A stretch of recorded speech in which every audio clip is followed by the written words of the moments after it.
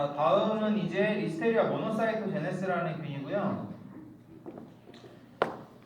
자, 리스테리아는 우리 지난번에 했었죠. 그래서 리스테리아의 특징 뭐라 그랬죠? 몰라요. 근데 다양하게 있죠. 기본적으로는 일단은 식중독을 일으키는데 우리가 이제 알듯이 뭐 설사한다든지 그런 식중독보다는 굉장히 심각하게 이제 식중독을 일으킨다 그랬죠. 유산을 일으키고 그 다음에 뇌수막염 같은 것들을 일으키고 그런 식으로 일으킨다 그랬고, 그리고 기억할지 모르겠는데 특징 중에 하나가 혼행성이에요. 혼행성. 그래서 일반적으로 세균은 한 30도에서 한 36도 정도에서 막 쑥쑥 자라고 낮은 온도에서는 살 수가 없습니다. 살 수가 없다기보다는 생존은 하는데 증식은 안 돼요. 근데 얘는 낮은 온도에서도 증식을 해요. 그걸 갖다가 호냉성이라고 합니다. 차가운 걸로 좋아한다는 거예요. 그래서 영어로는 뭐 사이클로트로픽 뭐 이런 단어로도 얘기를 하고, 자 보면은 지금 한 50일까지 이렇게 두는 거고, 지금 이게 화씨로 나와 있는데 이걸 갖다 이제 섭씨로 좀 바꾸게 되면은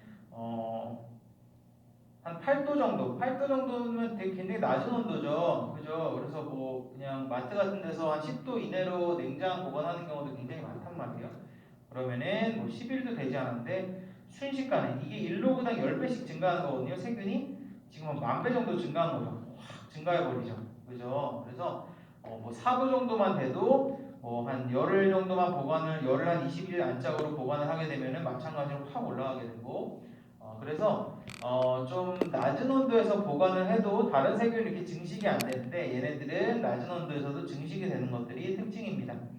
자, 그게 이제 특징이고, 자, 참고로 우리나라에서는 발생이 거의 없었어요.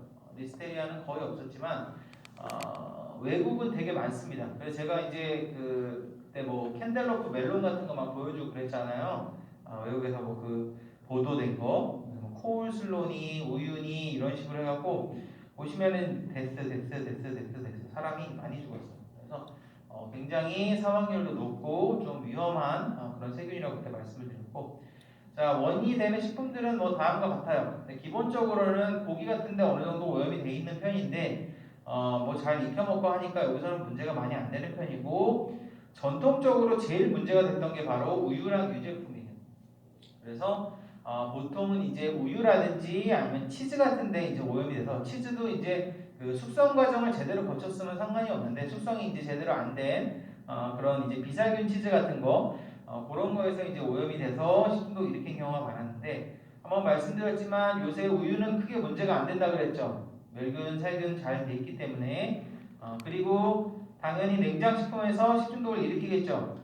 왜냐면은 저온에서도 살아가는 혼행성 세균이니까.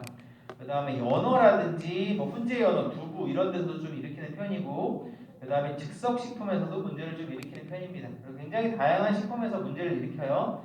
그리고 그때 보여드렸듯이 캔델로프 멜론 같은 야채라든지 그런 데서도 이제 문제를 좀 일으키는 편이고, 자, 냉장 온도에서 증식하는 것이 특징이고, 자, 증상이, 자, 대부분의 식중독 세균은 어떻다 그랬어요? 설사, 구토, 복통이라고 그랬죠. 근데 얘는 그게 아니라 무시무시하죠. 폐혈증, 수막염, 유산, 사산, 발열, 오한, 두통. 뭐 이런 애들은 별거 아니지만 어쨌든 이런 애들은 그냥 목숨이라든지 아니면 폐 목숨이 왔다 갔다 하는 그런 상황이죠. 자, 그 다음에 사망률이 높은데 대부분 70세 이상 노인이 뭐 감수성 3배 정도 높대요. 더 잘 걸리고 임산부는 20배 이상 높대요. 그래서 감염자의 한 10명 중에 2명은 사망할 정도로 굉장히 사망률이 높고 위험한 편이고, 미국에서는 2,500명 정도, 2,500명 정도면 많이 발생하는 건 아니죠. 아까 살모넬라 4만 명, 5만 명 발생한다고 했죠. 그 중에서 500명 정도가 사망하니까 굉장히 사망률이 높습니다.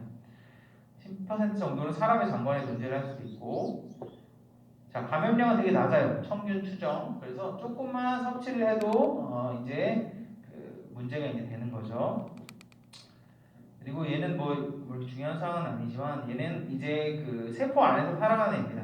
그래서 세포를 타고, 원래는 세균은 여기저기 막 못 들어가요. 몸에서 절대로 못 들어가게 하는 데가 몇 군데 있는데 가령 이제 뇌라든지 아니면은 해반이라든지 이런 데는 몸에서 절대로 세균이 못 들어가게 막는데 얘는 어떻게 들어가냐면은 세포를 타고 갑니다. 자기 차처럼 세포를 타고 살살 들어가는 거예요. 그래서 이게 이제 들어와가지고 가문맥을 이제 따라가지고 뇌로도 가고 그 다음에 폐하한테도 가고 이런 것들은 되게 치명적이기 때문에 몸에서 막는데 세포를 타고 가는 거죠. 그리고 septicemia라는 게 폐혈증이에요. 그래서 몸이 완전히 세균에 뒤덮여서 이제 사망하는 거죠. 그래서 폐하에서는 보면은 뭐 유산을 일으킬 수도 있고 뇌로 가면 아까 이 미닝거 엔세팔라이티스라는 게 그 뇌수막염이거든요. 뇌수막염 같은 거 일으키고 아까 말씀드렸듯이 치즈라든지 아이스크림 같은 유제품류 그죠? 아이스크림도 빙과류는 유제품이 아니죠. 우유가 안 들어가니까. 근데 아이스크림류는 우유가 들어가니까 유제품이죠. 그 다음 무슨 냉동 만두니 뭘 냉동 피자니 이런 냉동식품 냉동이나 냉장식품 소세지 수산물 훈제 연어 그 다음에 즉석식품 그 다음에 뭐 아까 말씀드렸듯이 야채도 있었고 우유도 있었고 굉장히 다양하게 일으킵니다. 여기 생유 토양 채소도 있죠. 자, 당연히 식욕을 철저하게 가열해서 먹고 세척해서 먹고 비살균우유는 당연히 우리가 먹지도 못하죠. 청결 유지하고 막기가 그렇게 쉽지는 않아요. 그때 말씀드렸듯이 그 멜론에서 그 안에 걸려있는 거 그걸 누가 어떻게 막겠어요? 그래서 그냥 걸리면은 운 없이 걸리고 먹게 되면은 운 없으면은 이제 사망할 수 있는 거죠. 그렇기 때문에 이제 임산부 같은 경우는 음식 같은 거 먹는 거 굉장히 조심해서 먹어야죠. 잘 익혀 먹고 끓여 먹고. 자, 그다음에 이제 캠필로박터. 캠필로박터는 우리 했죠. 캠필로박터는 원인이 뭐라 그랬어요? 닭이죠, 닭. 안 나오네. 자, 뭐 앞에서 캠필로박터는 좀 해서 그다음 음성에 나선으로 되어 있다 그랬죠. 스크류처럼 된 형태라고 말씀드렸고 미오기 세균이라 그래서 얘는 좋아하는 그 산소를 갖다가 좋아하지도 않고 싫어하지도 않고 되게 특이한 형태라 그랬죠. 산소가 너무 많아도 안 되고 적어도 안 되고 그 다음에 얘는 감염력이 가장 낮습니다. 캠필로박터는 제일 낮아요. 보통 한 400에서 500개 정도만 돼도 감염을 일으킬 수 있어요. 자, 캠필로박터는 살모넬라랑 더불어서 그 미국에서 탑이에요. 탑. 미국뿐만 아니라 서구권 나라에서 유럽도 포함해서 일본도 마찬가지입니다. 살모넬라가 이렇게 파란색으로 되어 있으며 빨간색은 캠필로박터예요. 그래서 1, 2위를 다툴 정도로 굉장히 발생이 많은 편이다. 이건 이제 일본인데 요게 캠필로박터예요. 파란 게. 요게 살모넬라고 아니네 이거 노로바이러스네. 살모넬라는 어디지 얘네? 살모넬라는 오히려 이렇게 줄고 있네요. 그죠? 어쨌든 보시면은 캠필로박터는 아직도 발생이 굉장히 많은 편입니다. 자, 원인은 항상 뭐라 그랬죠? 얘는 가금류, 그죠? 닭이라든지 오리 같은 가금류가 문제가 된다고 말씀드렸고 반드시 기억해 두세요.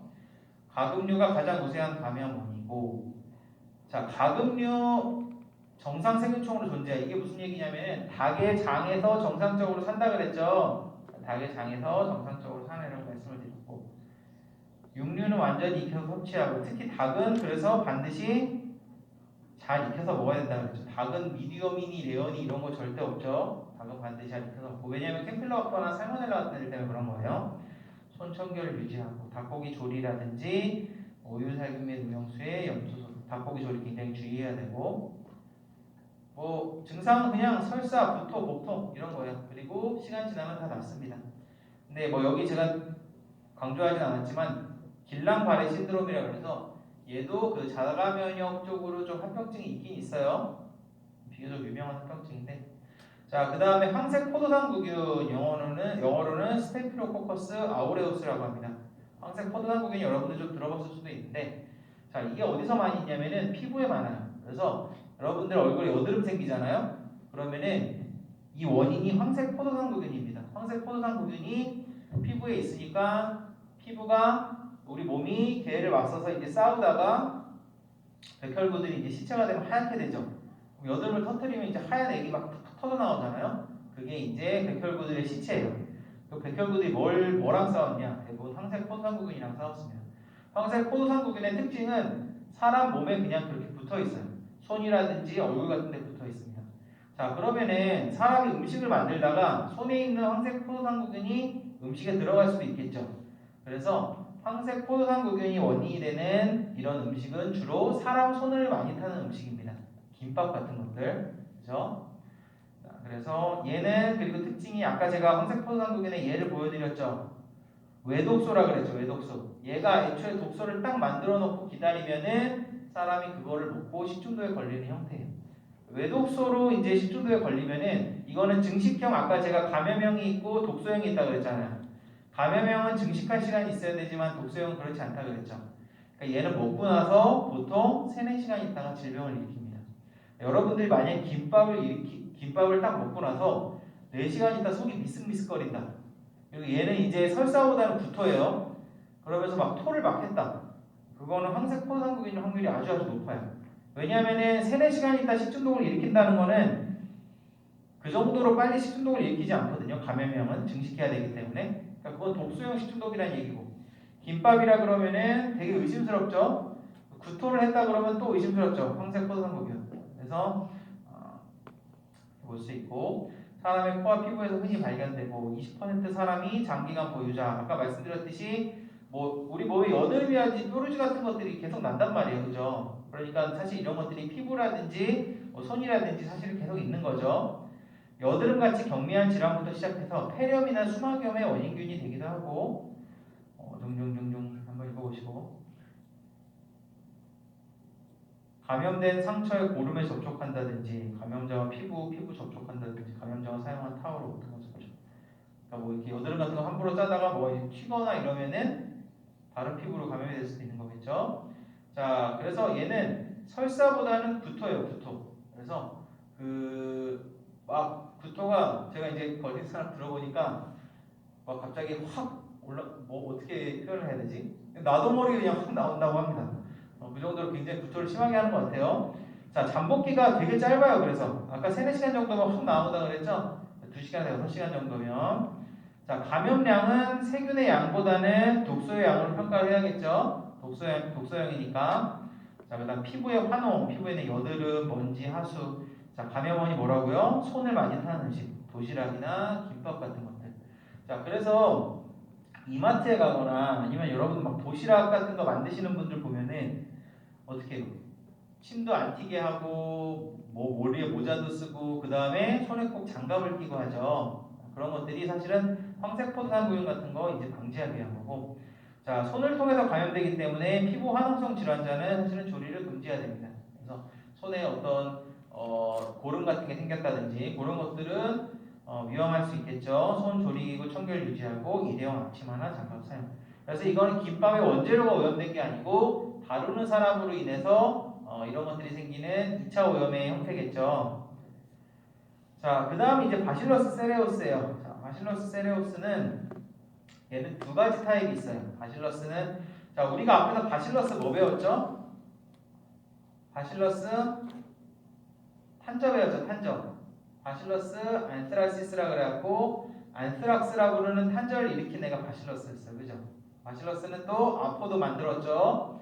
자, 바실러스는 아포를 만들고 탄저 같은 바실러스이고 2가지 타입이 있습니다.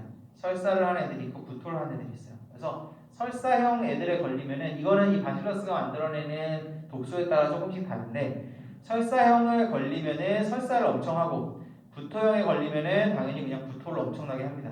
그래서 설사형, 구토형이 있고 참고로 구토형보다는 설사형이 굉장히 흔한 편이에요. 감염량은 높은 편입니다. 100만 개 이상. 자, 구토형이든 설사형이든 사실은 비슷비슷한데 얘는 주로 탄수화물 계열의 어떤 음식에서 걸려요. 쌀 가공품, 감자, 그다음 파스타 이런 애들에서 많이 걸린다고 보시면 돼요. 그래서 탄수화물 계열의 음식에서 많이 걸린다고 보시면 됩니다. 자, 우리나라는 바실러스 세레우스 검출 기준이 있는데 이게 뭐냐면은 자, 바실러스 세레우스는 100만 개 정도 먹어야지 식중독을 발생시키는 거죠. 그러니까 1000개, 2000개는 사실 괜찮단 말이에요.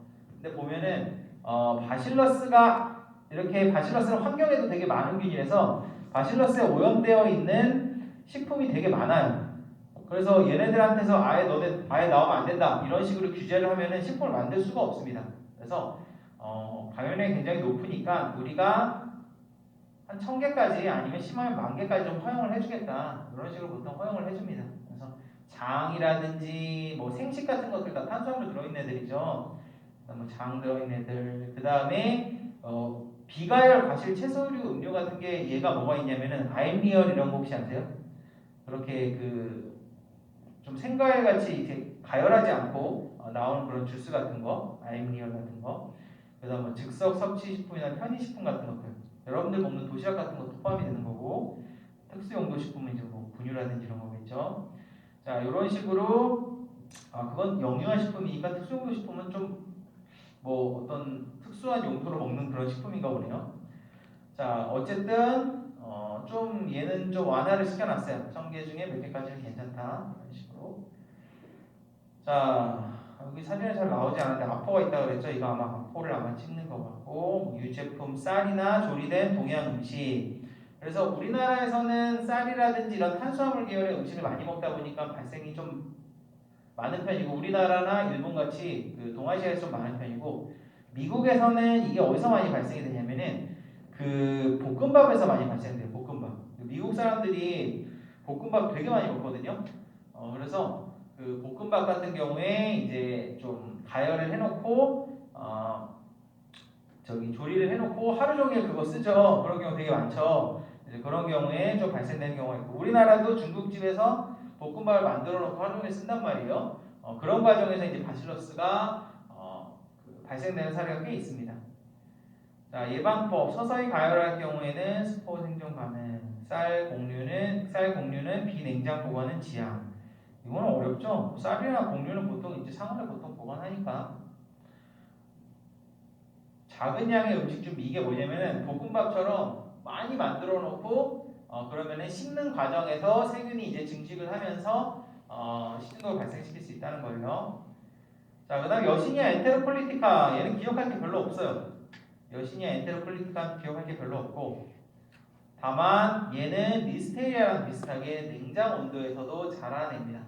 아까 뭐라 그랬죠? 포냉이라고 그랬죠. 포냉. 냉한 걸 좋아한다고 그죠? 얘도 포냉이에요. 그래서 리스테리아랑 더불어서 여시니아 엔테로콜리티카가 좀 냉장 온도에서도 증식이 되는 애기 때문에 냉장식품에서 이제 주의를 해야겠죠. 감염원은 주로 얘는 문제가 되는 건 돼지입니다. 돼지. 우리나라에서 그렇게 케이스가 많지는 않아요. 자, 그 다음에 이제 클로스트리디움인데 클로스트리디움이 보툴리눔도 있고 포프리넨스도 있는데 제가 보툴리눔은 뺐어요. 왜냐하면 우리가 보툴리눔은 지난 시간에 했죠. 그래서 보툴리눔 뒤에 나와 있나? 잘 기억이 안 나네. 보툴리눔은 병조림이라든지 혹시 뒤에 안 나오면 병조림이라든지 통조림이라든지 이제 이런 데서 이제 문제가 된다고 그랬죠. 그리고 꿀 같은 데서도 문제가 되고 자, 얘는 보툴리눔이랑 클로스트리디움 보툴리누스가 아니라 클로스트리디움 퍼프린덴스라는 퍼프린덴스. 마찬가지로 클로스트리디움 계열이니까 아포를 형성을 할 때, 자, 얘 감염량 보세요. 어깨입니다, 어깨.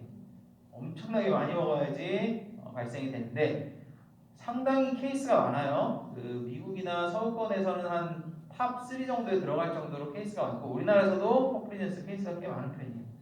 자, 얘는 주로 어떤 식품에서 문제가 되냐면은 단백질성 식품, 조리 후 상온에 오래 보관 시.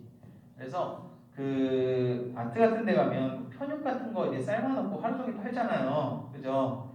그런 식으로 단백질 같은 음식을 가열을 해서 조리를 한 다음에 그걸 갖다가 오래 보관을 하게 되면은 자, 그렇게 되면 어떻게 돼요? 세균은 다 죽고 일반적으로 가열하면 세균이 다 죽죠. 근데 얘는 아포 형성한단 말이에요. 그러면 아포가 자기들끼리 살아남아 있다가 식히는 과정에서 어떻게 돼요? 또 막 증식을 하는 거예요. 이제 좀 분위기가 좋아지네 하면서 오래 식히다 보면은 상온에서 이 아포가 이제 세균으로 바뀌고 그런 애들이 이제 폭발적으로 다시 막 증식을 하게 됩니다. 그러면은 그거를 먹고 이제 감염이 되는 거예요. 그래서 단백질성 식품을 갖다가 조리를 하고 나서 상온에 이제 오래 보관을 했을 때 이런 것들이 이제 발생이 된다. 기름에 튀긴 식품이라든지 단백질성 식품 같은 것들 그런 것들을 갖다가 좀 가열 후에 상온에서 이제 보관을 할 때 발생이 된다고 보시면 되고 보툴리눔 뒤에 나오는구나. 보툴리눔이든 퍼프린젠스든 클로스트리움 계열은 다 협기성균이에요. 자, 그리고 원인이 뭐라 그랬죠? 통조림, 병조림, 레토르트 식품. 그래서 그때 얘기할 때 그리고 영화에서는 꿀도 있다 그랬죠. 그래서 그때 얘기할 때 그 통조림 같은 것들이 막 깨지거나 아니면은 손상이 되거나 부풀어 있으면 굉장히 주의하라고 말씀드렸죠. 자, 그 다음에 이제 크로노박터라는 애가 있는데 여러분 혹시 사카자키라는 애 들어보셨어요? 사카자키? 사카자키라고 해서 옛날에 뉴스에 되게 많이 나왔어요. 근데 2000년대 한 중반에서 한 후반 사이니까 여러분들 되게 어렸을 때죠. 사카자키라 그래서 뉴스에 막 많이 나왔어요. 이 사카자키가 왜 뉴스에 많이 나왔냐면 이 사카자키가 세균의 이름인데 이 세균이 분유에 들어있어갖고 이거를 먹고 영아가 사망한 사례가 막 생기고 그랬어요. 우리나라랑 미국이나 이런 데서. 자, 그 이름이 좀 바뀌었어요. 이름이 옛날에 이름이 사카자키였는데 이름이 크로노박터로 바뀌었습니다. 크로노박터. 그래서 언제 2008년도 뉴스네요, 그죠? 중국 산루사 분유소 이번에는 사카자키균 검출. 이때 되게 유명했어요. 엄청나게 사카자키가 너무 떠가지고 그래서 이 사카자키가 지금 이름이 바뀌어서 크로노박터가 됐습니다. 자, 사카자키나 크로노박터랑 비슷해요. 그냥 크로노박터 사카자키라고 하고 그냥 옛날처럼 그냥 사카자키라고도 부르는데 문제는 분유예요, 분유. 얘는 일반적으로 건조식품이라든지 다른 데도 조금씩 들어있습니다. 그래서 사실은 먹어도 그냥 문제가 없는 균이에요. 그런데 분유에서 먹고 영아가 사망하는 사례가 있어요.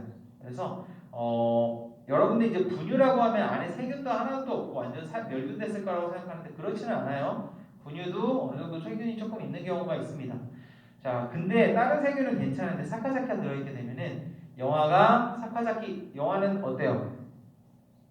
면역력이 굉장히 약하죠. 이거를 먹고 감염이 돼가지고 사망하는 사례가 꽤 있었어요.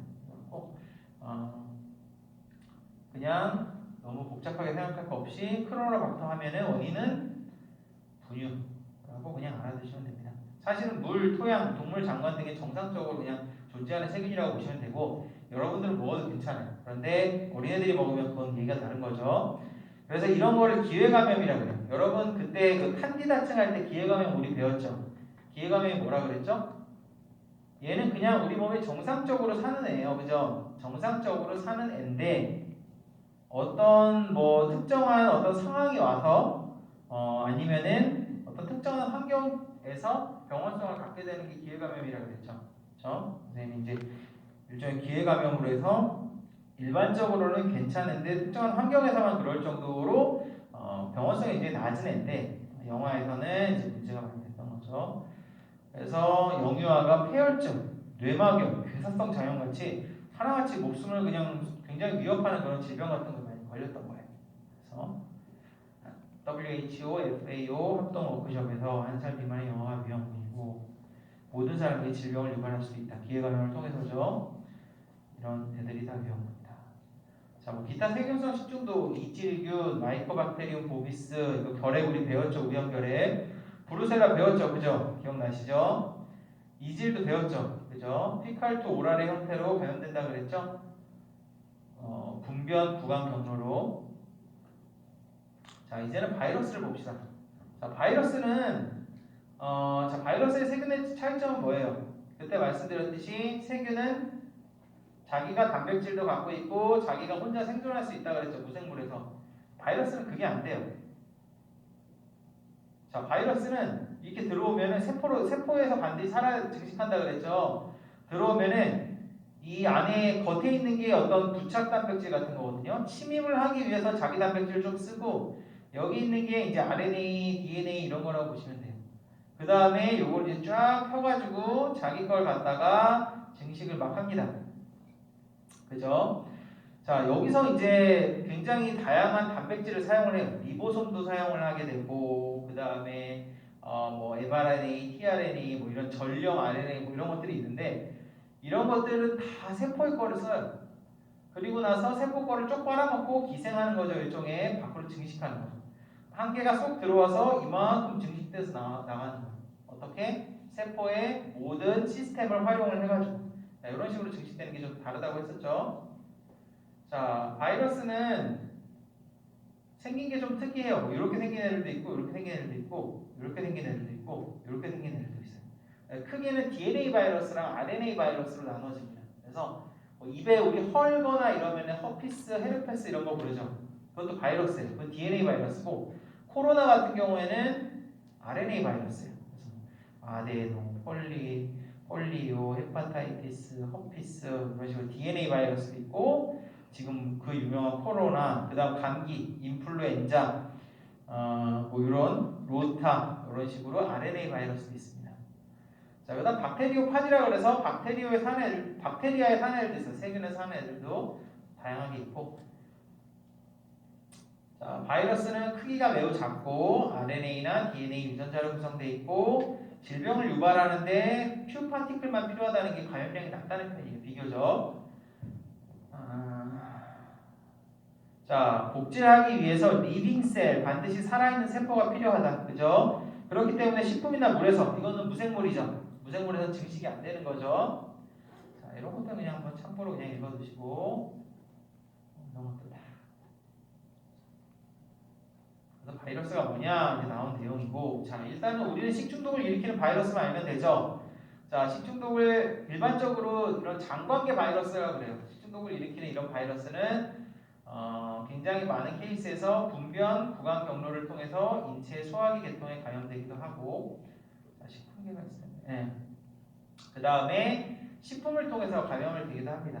그래서 굉장히 다양한 형태로 감염이 되고, 자, 네 가지 정도가 있는데, 자, 제가 여태까지 했던 말은 그냥 다 까먹으세요. 자, 우리가 제일 포커스를 맞추는 건 얘입니다. 노로바이러스. 노로도 있고, 그 다음에 영유아에서는 로타라는 애도 있고, 그 다음에 여기 나와 있지 않죠? 뭐 헤파타이티스 A라는 애 다양하게 있는데, 그런 거를 다 일일이 하려면은 너무 시간이 걸려요. 그래서, 우리가 뭐 식품 위생이라든지 아니면 식품 공학을 공부하는 사람, 식품 영양을 공부하는 사람이라면 이런 것들을 굉장히 자세하게 하겠지만, 똑같은 식품 위생이라고 해도 요거는 공중보건학의 한 파트로 나온 부분이라서 그런 것까지 우리가 할 필요 없거든요. 우리는 뭐만 할 거냐? 노로만 할 겁니다. 노로바이러스 아마 들어보셨을 거예요. 자, 아까 제가 표 보여드렸을 때 노로가 엄청나게 많았죠. 그래서 굉장히 발생을 많이 일으키는 바이러스라고 보시면 되고, 자, 미국 오하이오주 노아크 초등학교에서 발생하면서 노아크 바이러스라고 이제 뭐 불리다가 이름이 바뀌었나 보죠. 최근에 노로바이러스라는 하나의 명칭이 돼서 노로바이러스라고 부른다. 자, 일단 노로바이러스는 바이러스 자체가 좀 그런 편인데 감염량이 좀 낮은 편이에요. 그래서 아까 뭐 클로스트리디움 이렇게 먹어야지 감염된다 그랬죠. 바이러스는 파피라고 부르거나 파티클이라고 부르는데 얘는 100개 미만만 돼도 감염이 되고, 자, 사람, 퍼스트 퍼슨, 사람끼리도 감염이 되고, 식품 조리자에 의해서도 감염이 되고, 식품 먹고도 감염이 되고, 감염 루트가 굉장히 많습니다. 감염 루트는 뒤에서 다시 나와요. 그 다음에 이것도 보통 1, 2주 정도 앓고 나면은 대부분 낫는 편입니다. 사망하는 사례는 굉장히 드물고, 자, 우리가 코로나도 마찬가지죠. 한 주, 두 주 앓고 나면은 대부분 괜찮아져요. 그래서 이것도 비슷하다고 보시면 되고, 환경에서 굉장히 안정한 편이라서, 자, 바이러스는 밖으로 나오면 어떻게 된다고 그랬어요? 죽는다 그랬죠. 그렇지만 증식은 못해도 살아있는 애들은 꽤 된다 그랬죠. 그래서 얘는 그 중에서도 굉장히 저항성이 굉장히 강하다. 심지어 한 60도씨에도 생존하기도 하고, 클로린이라는 거는 그 염소소독이죠. 염소소독이나 얼리거나 이런 데서도 살아남기도 하고, 굉장히 다양해서 재감염도 많고, 자, 얘는 재감염도 잘 되고 백신 만들기가 뒤에 나오지만 백신 만들기가 되게 어려워요. 그래서 바이러스는 약이 없다 그랬죠. 그래서 바이러스는 항상 백신으로 커버를 합니다. 근데 얘는 백신으로 커버가 안 되는 거예요. 그래서 백신 개발이 어렵다는 걸 좀 알아두시고, 자, 원인은 뭐냐면은 여러분들 뉴스 보면은 맨날 뭐 나와요? 굴 나오죠, 굴. 노로바이러스 딱 치면은 영상 검색은 굴이에요, 굴. 그래서 굴 등의 폐류 같은 데서 상당히 많은 편이고, 그 다음에 오염된 지하수, 식품용수 등의 물 가열하지 않은 생체류수 과일. 자, 우리나라에서 노로바이러스 딱 난다고 하면은 굴이 제일 많고, 그 다음에 뉴스에 또 뭐가 나오냐면 집단급식을 하다가 발생되는 경우가 많다 그래요. 그래서 집단급식하면 또 노로바이러스예요. 집단급식을 통해서 그러면 식품 이제 그 조리하는 사람의 손 같은 것들을 통해서 감염될 수 있다는 거죠. 자, 뭐 이걸 한번 보면은 세포에서 증식이 안 된다. 그래서 연구가 어렵다. 자, 이게 무슨 얘기냐면은 그 바이러스는 무생물에서 뭐라 그랬죠? 무생물에서 생존이 안 되죠. 세균은 무생물에서 생존이 되기 때문에 증식이 되기 때문에 연구하기가 되게 쉬워요. 쉽다기보다는 그냥 그 무생물을 이제 인위적으로 만들어 줘갖고 거기서 키우면 돼요. 근데 바이러스는 반드시 살아있는 세포가 있어야 되죠. 그래서 보통 세포에서 바이러스를 키우게 되는데 얘는 세포에서 안 자라요, 잘. 그래서 연구가 잘 안 돼요. 그래서 세포에서 증식이 안 되다 보니까 연구가 굉장히 어렵고 세포에서 증식하면서 그 CP라고 하는 어떤 병변을 나타내야 되는데 그런 것들을 잘 보이지 않으니까 그 다음에 식중독 발생되는 장소가 아까 말씀드렸듯이 집단급식에서 많이 발생되는 편입니다. 양로원, 병원, 식당, 학교 및 놀이방 등 아까 말씀드렸듯이 환경 저항성이 강해요. 바이러스임에도 불구하고 밖으로 나와서 꽤 오랫동안 저항하면서 생존합니다. 그러면 얘가 살아있다가 다시 살아있는 사람이라든지 동물의 몸에 들어가서 증식하는 거죠. 그럼 또 질병을 일으키는 거죠. 자, 잠복기 하루에서 이틀. 증상은 오심, 구토, 설사, 복통, 전형적인 식중독이죠. 두통, 열, 오한 같은 것도 일으키고. 자, 대규모 감염이 가능하대요. 발병된 환자를 매개로 하여 사랑간 전파되거나 토사물과 배설물을 함유한 공기를 통해서도 전염이 가능하기 때문에 집단 발병이 일어나기 쉬운. 자, 이게 무슨 얘기냐면은 얘의 문제점이 뭐냐면은 보통 식품으로 발생이 되면은 식품으로만 발생이 돼요. 사람을 통해서 발생이 되는 거면 사람을 통해서만 발생이 돼요. 여러분 코로나는 접촉을 통해서 발생되는 거죠. 근데 얘는 접촉을 통해서도 발생이 되고 음식을 잘못 먹어서도 발생이 돼요. 그러니까 양방향으로 발생이 되니까 굉장히 좀 발생이 잘 되는 거죠. 그리고 집단 발병이 많이 일어나는 편이고 감염된 환자는 증상이 없는 상태에서 2주까지 활동하기 때문에 확산의 원인이 될 수 있어요. 이게 소위 얘기하는 무증상 감염자죠. 간혹 무증상 환자도 있기 때문에 조리 종사자가 감염되었을 경우 대규모 감염 사태에 유발된다. 내가 걸린 줄도 모르고 음식을 조리하다가 한꺼번에 다 걸리는 거죠. 10개, 100개 적은 수의 바이러스 입자로도 감염이 유발된다. 제어도 굉장히 어렵다. 유전자형도 다양해서 백신 개발도 어렵다. 한마디로 엄청나게 까다로운 애입니다. 노로바이러스. 크기도 작고, 자, 이 특징들을 잘 알아두세요. 크기도 작고, 아까 말씀드렸죠. 세포에서 배양이 안 된다고. 그 다음에 유전적, 항원적 특성이 굉장히 다양해서 백신 같은 거 만들기 어렵고, 미량의 오염으로도 질병 유발이 가능하다. 감염력이 낮다 그랬죠. 식품 중에 존재하는 검출 방해 물질. 이거는 뭐냐면은 검출을 하려면은 사실은 좀 그런 걸 이제 매트릭스라고 하는데 검출을 하려면은 좀 뭐라고 해야 되나? 시료가 좀 쉬운 걸 해야 돼.